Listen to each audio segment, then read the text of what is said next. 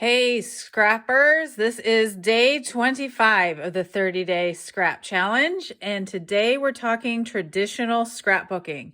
So yesterday was pocket scrapbooking, today is more traditional. So before I became a Stampin' Up! Demonstrator, I was actually a creative memories consultant. And so I have a lot of albums still left over from my tenure with them. And I tend to use all creative memory albums when I'm working on like traditional scrapbooks. And so I have two boys.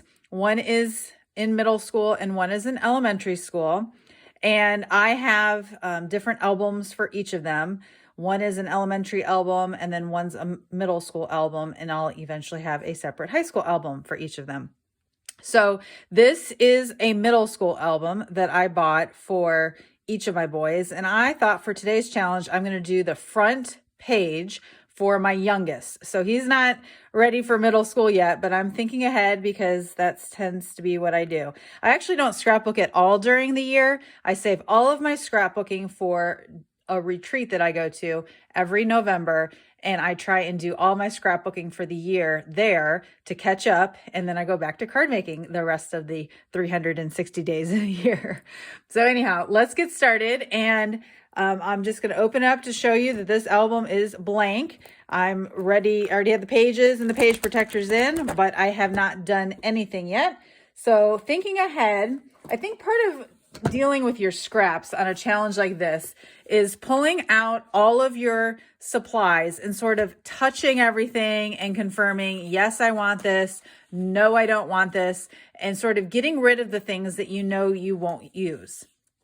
So that's just part of the process, I think, of dealing with your scraps.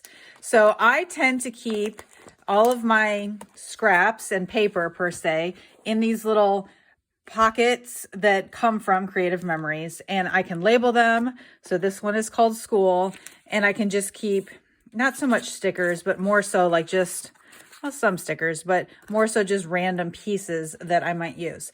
So I wanted to go through everything today and just quickly touch it and see if I wanted to keep it. And I came across this piece of 12 by 12 paper, and it took me by surprise because this is Stampin' Up! Paper, and it came out basically right around the time I started, about 10 or 11 years ago. It might have even been before that, but I've been holding on to it because I love the idea of lined paper, and that's great for school. However, there's no way in the world I will ever use this part at the bottom because my boys are too old for anything like this. So I decided today I'm going to chop this piece off so that I can get rid of that.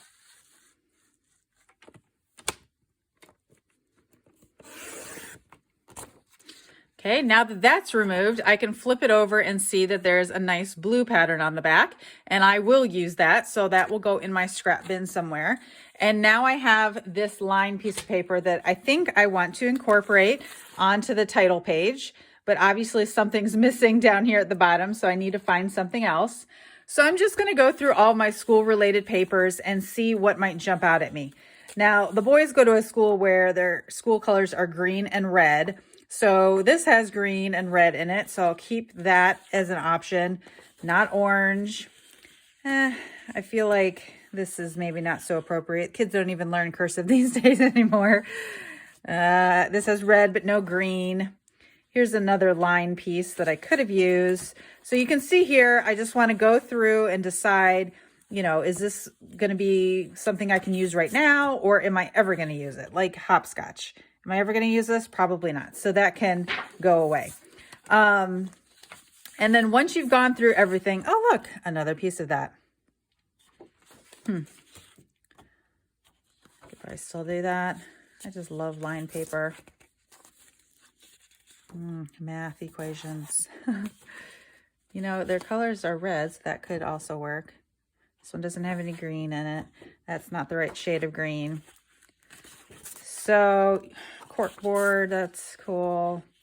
Yeah, so most of these papers that I use for scrapbooking are not from Stampin' Up. I tend to keep those papers completely separate than my Stampin' Up! Papers. But I think maybe something like this could work. And I am a big fan of ripping paper. And So I think this is what I'm going to do down here to fill in this empty space. And so I encourage you to do that with your scraps as well. Look through whatever strips you have.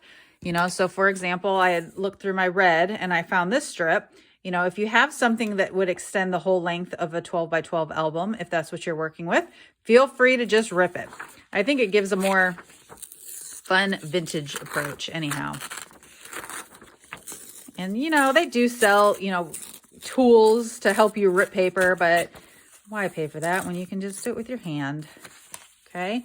So I'm going to do that, and then I'll cut it off down there at the bottom. So my son's name is Andreas, named after a hockey player, in case you were wondering.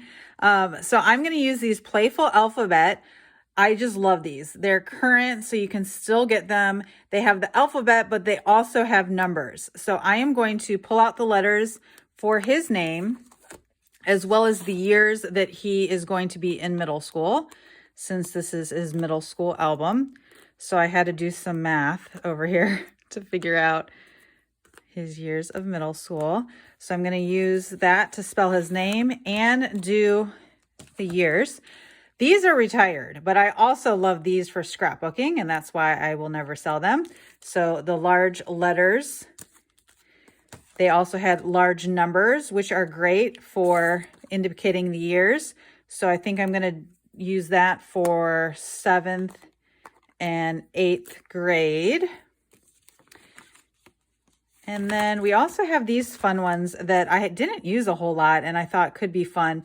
They're layering alphabets, so they make sort of like a rainbow kind of pattern. Ooh, maybe I'll use this for day 30 when we do the rainbow challenge. Okay, so now I have those. Next, I'm going to want to pick out my colors. And like I said, their school color is green, and I think it's most close to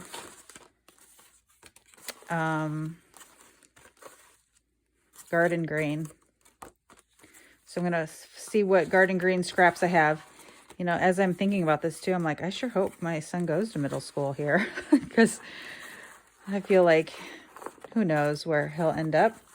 It's always, as a parent, you're always reevaluating your options and whatnot. So if not, we'll have to maybe think about redoing this front page, but you get the idea. Okay, so here's a little bit more green in case I need any more. So I've got that. And then, you know, I love using the adhesive sheets for this. So I would take my scissors and I'd trim it down. So for example, the 7 and the 8 fit there. Okay. So if I do that, and then I'd come over to the adhesive sheet because I don't like to waste a whole lot of it. And I would trim it down to the same size as my cardstock.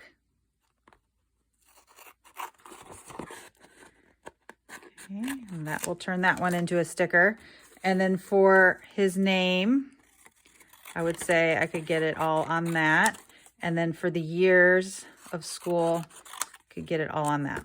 Okay, so then back to my adhesive sheet here.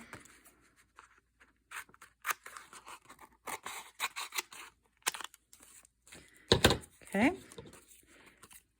doesn't have to be perfect, but you get the idea. So then you'll peel the backing off the adhesive sheets, put it on your cardstock, and then run your letters and numbers through. And you'd think I'd be able to get this off. So and that's where you might also want to grab a pick tool. There it goes. Okay, and I'll run this through. I'll be right back. Okay, so I've got his name, the years he'll be in 7th and 8th grade, and the grades punched out. And so now I'm going to pull out some vanilla scraps because that matches that piece of paper here. And I want something that's going to make these numbers stand out. So I'm going to put some vanilla paper behind. And then I've pulled this out of my scrap drawer. So this is bringing in the other school color. So I was thinking about just cutting this down. And yes, I should probably use a trimmer, but my workspace is so cluttered right now. We're just going to stick with this. And I like that this is like grid paper, so I can actually follow along on the lines. Okay, so I'm gonna put like that there. And then this, I'm gonna put a TH on the end so that it can stick out there. And then I need another scrap out of my scrap bin, right? And so I want it the same size as this one. Well, that was pretty perfect.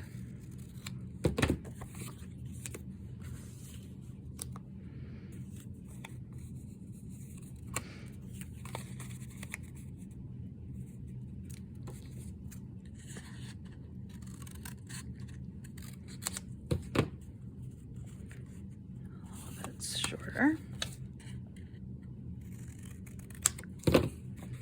Something like that.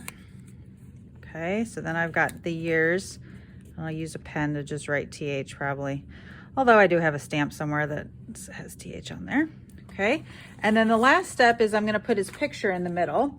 And so to do that, I'm pulling in my 6x6 paper that I have arranged. And I was thinking that I wanted like a red mat or maybe a green mat, and because those are the school colors. And so therefore I'm inclined to pull out my Christmas paper and see what I have. Okay, and I'm already seeing something right on top that would be great. So this was paper that was just available at the most, not this celebration, but the one before. And I've got tons of this left over. So I don't want Christmas trees, but I could totally use that green polka dot. So I'm gonna use that, even though I'm sure I probably have some other options in here. Just real fast, see if I have any red. Okay, so like here's a red stripe that could work, but I love that polka dot. So yeah, isn't that perfect when that works out? So pull out your retired DSP. And this is 6x6, and since a picture is 4x6, then I probably want it cut down to about 4x6. And then I would just trim my photo that I'm gonna put there of him. So cut this down to 4. Okay, and depending on which direction I want it, I don't have the picture yet since we're working in the future, but I probably am going to do it like this.